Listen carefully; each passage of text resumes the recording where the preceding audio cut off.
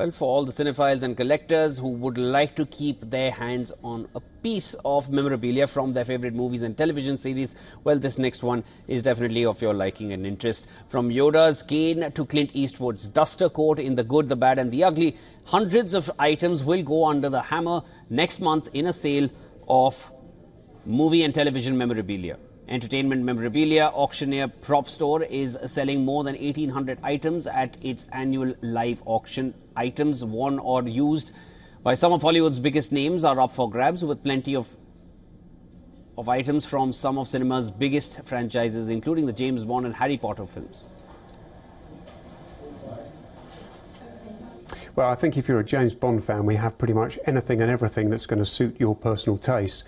Everything from Daniel Craig costumes to the Bond girl costumes. We've got gadgets, we've got weapons, we've even got the number plate J80ND. So if you're a James Bond fan and you've got an Aston Martin, you want to plonk it on the front, you could drive round dressed as Mr. James Bond with the number plate James Bond as well. Leading the sale is a Sand Trooper helmet from the move along scene in Star Wars, which has a price estimate of somewhere between $320,000 to $650,000.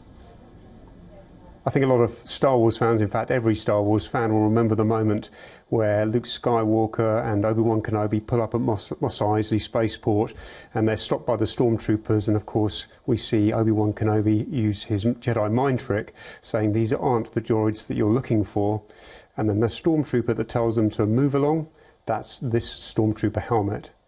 In the world of stormtroopers, there were only about 30 complete stormtrooper costumes made for the original Star Wars film. From that, you can distill it down to sand troopers, and this is actually a sand trooper helmet, and there are only half a dozen of those made, and so it's an incredibly rare artifact as well.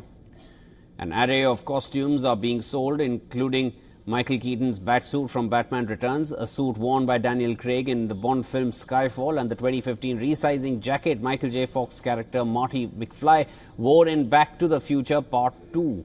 Other highlights include Russell Crowe's Maximus Arena helmet and mask from Gladiator, the ghost face mask worn by Henry Winkler as Principal Arthur Henry in Scream, and a dress worn by Elizabeth Taylor in Cleopatra. The auction, which runs from November 14th to 17th, could fetch more than $13.1 million.